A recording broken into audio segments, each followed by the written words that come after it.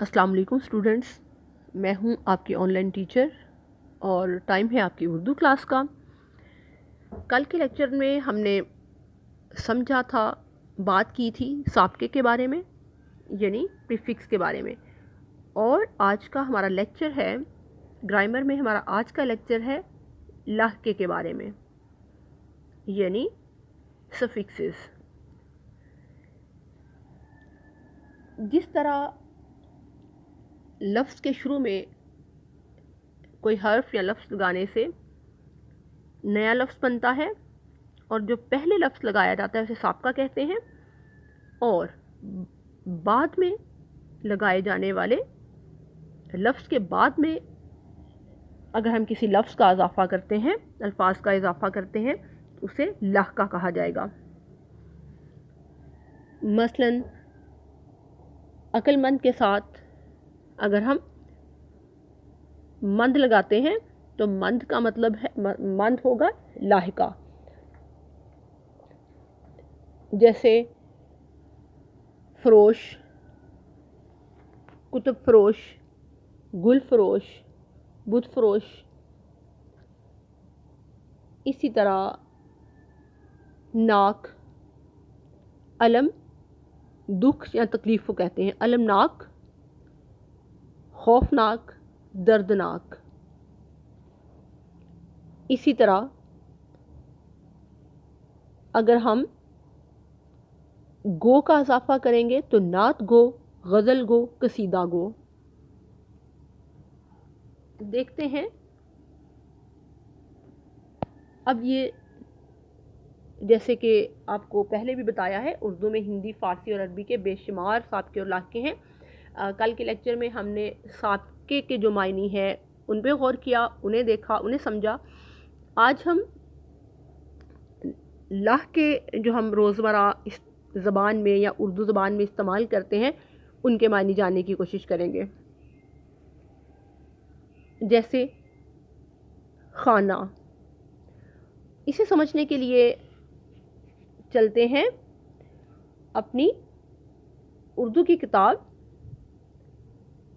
के page number 63 पे। जी, तो शुरू करते हैं। पहला लफ्ज़ लहका, खाना। खाना के मायनी है जगह या घर। जैसे बावर्ची खाना, बावर्ची खाना, कुतुब खाना, कारखाना। मंद, मंद का मतलब है वाला। जैसे अकल से अकलमंद, अकल वाला। दानिश,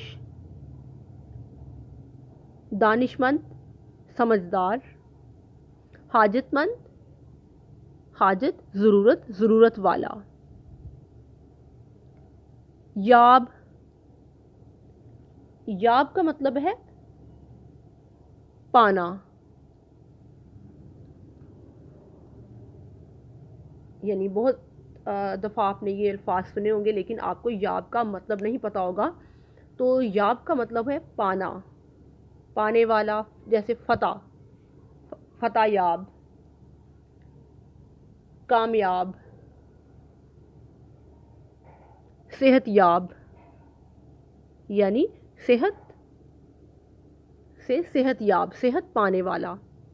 नाक, भरा होना, यानी नाक का मतलब भी भरा होना। ये जब हम किसी अल्फाज के साथ इसका इस्तेमाल करते हैं, जैसे ख़तरनाक, खौफनाक, दर्दनाक, अलमनाक। अलम का मायनी है दुख, तकलीफ़। नशीन, बैठने वाला। मसनद, मसनद नशीन, जगह पे बैठने वाला। गोशा नशीन, जिन्हें के तन्हाई पसंद, जिसके लिए हम इस्तेमाल करते हैं। गोशा नशीन किस्म का बंदा है, यानी उसे लोगों में बैठना, दोस्तों में बैठना, रश में बैठना पसंद नहीं। हम नशीन साथी को कहा जाता है। جانشین. اسی طرح گو. گو کا مطلب ہے بولنے والا. کم گو، جیسے کم کے ساتھ اگر ہم گو لگا دیں گے تو کم گو، کم بولنے والا. قصیدہ گو، غزل گو، غزل سنانے والا، کہنے والا. دار. دار کا مطلب ہے رکھنے والا، جیسے زر، زردار،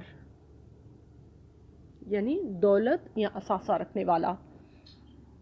یہ ہیں کچھ سابقے اور لاحقے اور ان کے معنی.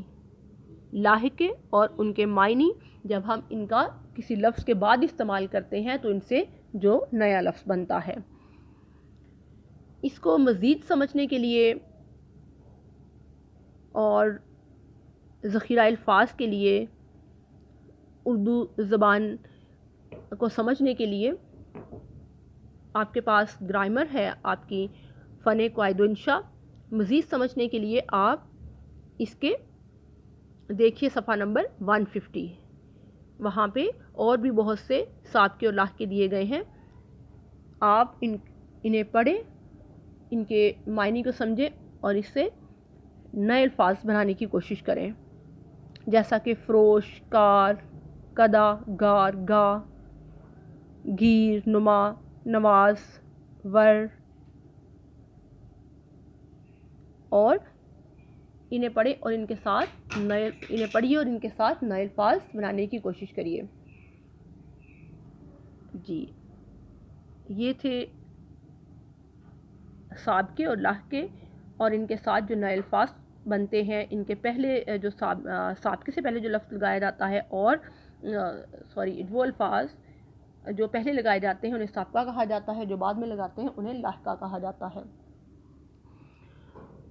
اور یقیناً آپ نے اسے سمجھا ہوگا اور آپ کے لیے یہ چیزیں، ان سے نئے الفاظ بنانے آسان ہو جائیں گے جب آپ نے ان کے معنی کو دیکھا.